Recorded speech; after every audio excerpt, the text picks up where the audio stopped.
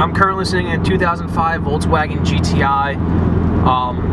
It's owned by a buddy of mine. His name is George. It's a lot of fun. I actually looked at one of these. I looked at a 2002 GTI before I bought my Miata, and we're actually sitting right next to the dealership. Looked at it too. And you know, it had like almost 200,000 miles and some body damage, and I just didn't want to. You know, it just seemed like it had too much. It was just a piece of shit, basically. So I ended up buying my Miata. But this is really driving this is really making me regret, you know, my decision. It was the same color. You know, the car looks fantastic. Real nice paint job. It's subtle. It's not like in your face like most Volkswagens where they're bagged and have these freaking god awful wheels, but you know, it's still a stock suspension, but it handles great. You know, it's a nice paint job with a nice black vinyl roof wrap with the mirrors wrapped. Nothing too special, but not in your face. It's nice and subtle. You know, it's definitely something I like.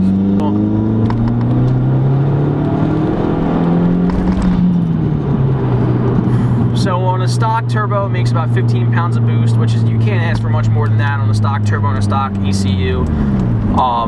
It's just a really fun car. I mean, it really makes me regret buying the Miata, but the only thing I have over the Miata is I can drift. You know, I have this preconceived notion of front-wheel drive cars, especially when they're turbo, that you get a lot of torque steer. But this is really making me, I don't know, it's killing my preconceived notion, because, you know, I'm gonna hit this nice corner and there's not a lot of torque steer at all, especially when I get inside the boost. It is a lot of fun. Wow, that blow off noise is just, it's all stock too. I can't imagine if you turbo swap this, or, you know, how much more fun this would be. But even on stock suspension, it's really handling these corners very smoothly. It's with no torque steer.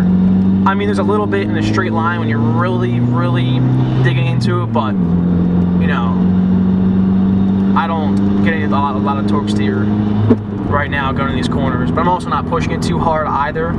Stuck behind this Honda Pilot. I can at least talk about how nice the exhaust is. The exhaust is a straight pipe after the Cat.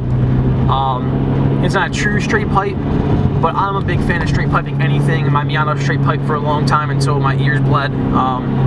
So I had to change it out. You know, dailing a straight pipe isn't that much fun, so I can understand why I kept the Cat on. But with no muffler, no resonator, just a straight 2-inch pipe coming out the back, it sounds awesome. You can really hear that turbo spool up, and that, oh, it just makes it sound so much better.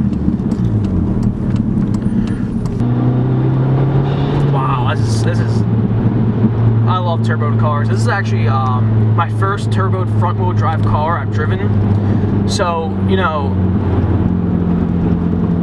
well, driven aggressively, because I don't want to. I test drove the GTI, but I'm not going to beat on a GTI while I'm test driving it. And you know, it's really, the torque steer thing is really blown out of proportion. Now, I've never driven a Mazda Speed 3 because I heard those are the most notorious for it, but in this GTI, it's not that bad, but also, then again, it is only still on a stock turbo, so I would love to drive a highly modified one of these and see how it handles then. But right now, I'm really enjoying this, you know. It's not as great as the Miata, because the Miata is always the answer, But, you know, it's definitely a lot of fun. I would recommend this car as a daily driver because it's nice, you know. You can sit on 76 the whole time in bumper-to-bumper traffic, or 95, you know, clutch in and going out, because the clutch is very smooth. But at the same time, you can take it on this back road and have a lot of fun, and there's a back seat, you know, in case you got a little kid. You can throw a car seat in there. It's still a two-door, but it's not a family car, but definitely dailyable. Alrighty, so these cars are really known for their third and fourth gear pulls. So as we go on this nice windy road, has some straight shots. So I'm gonna try and do a third gear pull. Just see how it goes.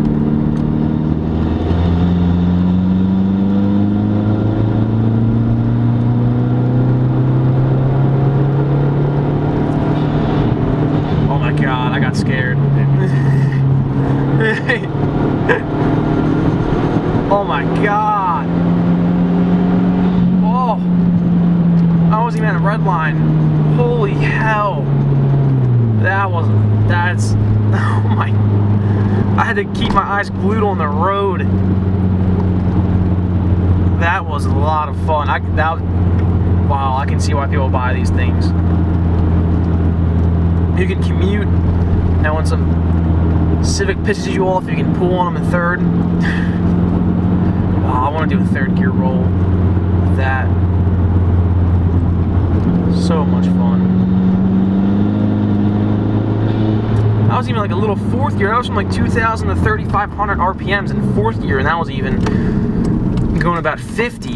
That was even at peak, and that was incredible. I gotta tell you, I really am falling in love with this car the more I drive it. This really makes me regret not buying one. Second gear, red line, third gear, top pop.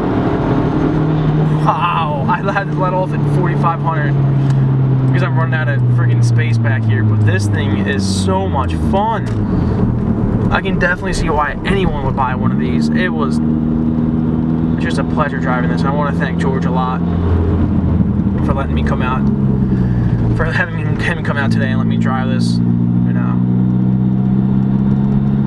car has a brand new shifter. It's got all new bushings, cables, synchronizers, and it just, along with the new clutch and the single mass flywheel, this thing is just a pleasure to drive, especially downshifting. And when you hit the perfect rev match in this, like right now, let's see if I didn't hit the perfect rev match, but when you do, if I had some more time driving it, I'm sure I would, but when you do hit that perfect rev match with it, it's great.